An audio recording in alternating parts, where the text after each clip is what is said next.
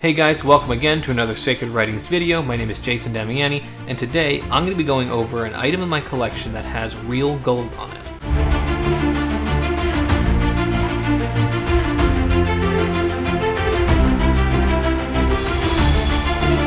So as I mentioned in the introduction of this video, the leaf that I have here does in fact have real gold inlaid onto it. Here is the leaf. It's from about 1250, give or take, that general time period in history, and has these two initials on here that have this really beautiful and ornate gold leaf inlaid onto the initials. Gold leaf like this is pretty rare and hard to come by, and so it's something that I really do enjoy and love about this leaf. This side does have these two really beautiful initials on it. The whole leaf really is just a piece of art and a piece of beauty to behold. The point that really sticks out, or the details that really stand out to me, are these two gold leaf images here. So I really do love that about this. Now, this particular leaf is from the apocryphal book of Baruch. That is certainly my least favorite aspect of this. I love the 66 canonical books of the Bible, and so since this one is not one of those, that's definitely a part that I don't love about it. Nevertheless, this is a great piece of history, and like I mentioned a couple times, is really a beautiful example of illuminated manuscripts, specifically with gold leaf. Now, out of all the manuscripts I have, this one does have some of the most gold leaf. There's one other manuscript that I have that might have maybe the same amount or a little bit more potentially, but that is that there. Now, there are several mentions of Baruch in the Bible. Nehemiah mentions Baruch at 3 different times, referring to 2 or perhaps 3 different individuals. He mentions them in Nehemiah 3:20, 10:6, and 11:15. However, little information is provided about these individuals, so all we really know about them is that they were associated in some way with Nehemiah during his governance of Jerusalem. But the most well-known Baruch in the Bible is the one found in Jeremiah.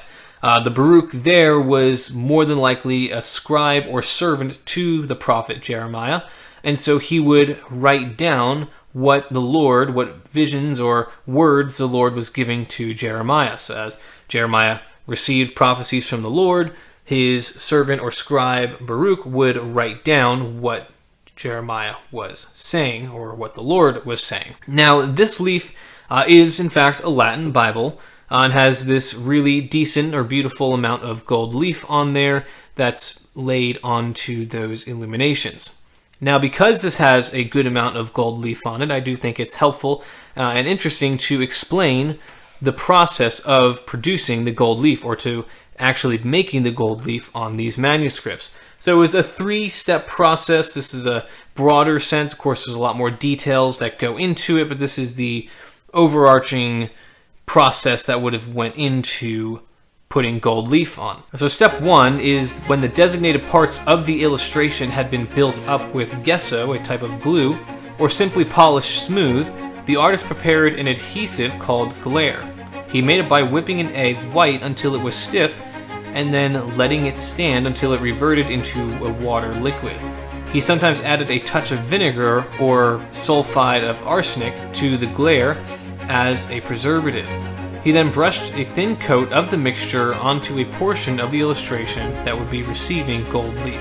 So the first step in this process was creating the adhesion, basically making the material that would be put onto the manuscript that would then have the gold adhere to it.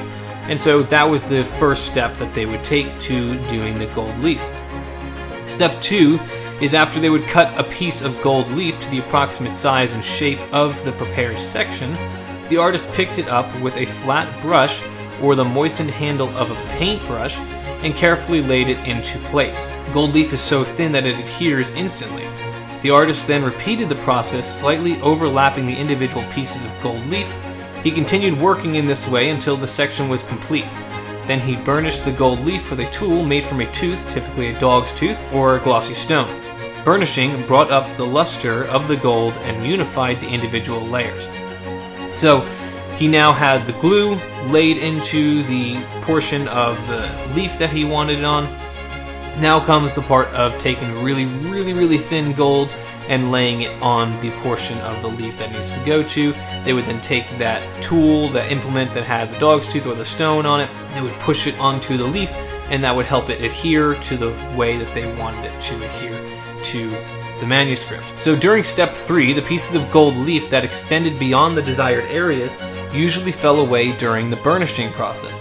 To complete the process, however, the artist outlined the gold areas with pen and ink to smooth out any ragged edges and redefine the original drawing. He then gave the page to another artist to add the color, or he colored it himself. The brilliant gold details would never tarnish or fade. And so, in this leaf, the final step, they actually get all the gold leaf put on, and then they burnish it, basically get off all of the excess pieces of gold leaf that are falling outside of the lines, if you will.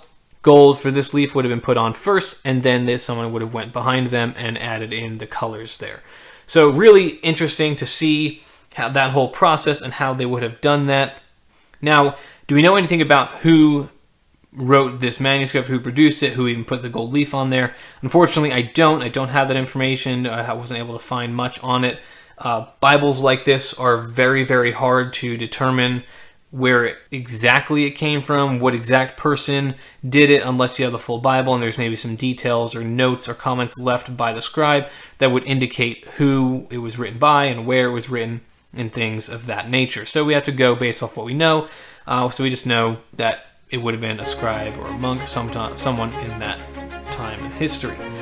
It's very likely that this leaf comes from France, Paris, France, but it could also be Italy. When I look at the initials here, the initials are very different from different leaves that I have in my collection that I know are from France. When I compare this against other manuscripts that are produced in Italy, there's some similarities, so I don't know for sure, but it could be one of those two places. I'm going to lean a little bit more towards France, however.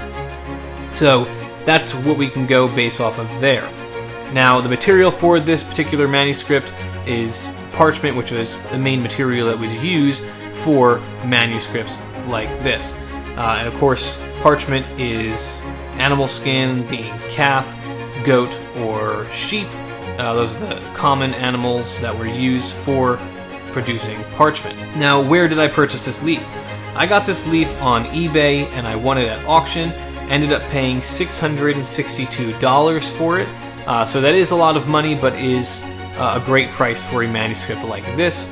Typically, one like this is going to be $1,500 plus. It all depends on the passage, of course, the intricacy of the illumination on there, the miniatures.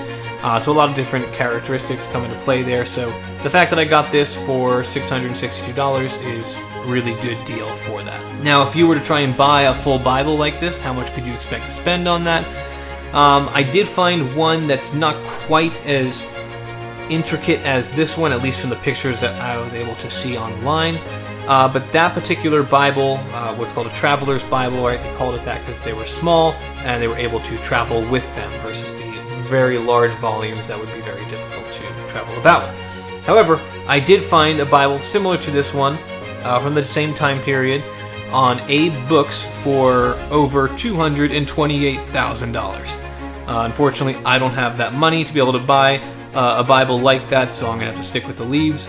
There was another complete volume that I found on Abe Books as well that was a little bit more on par because of the artwork on there and the illuminations, and that one was well over $500,000. So very expensive Bibles. It's understandable because they're so beautiful, they're so old, a lot of work went into them, and there's not a lot of them out there. So definitely understandable, that price range on there. So I hope you guys enjoyed that video, a little bit about that leaf, specifically the gold aspect is the part that I wanted to talk about the most, seeing as how I have other medieval manuscripts that I'll be able to kind of talk about more of that whole process for those ones. But if you guys haven't done so, please consider subscribing to the YouTube channel here, liking the video, and of course sharing it with anyone who you think would find this interesting or enjoy this type of history or information about the Bible. And of course, stick around for those close-up shots. In a second here, you can see the leaf in all of its detail and all of the intricacies that went into it. So thanks guys so much, and I'll see you in the next video.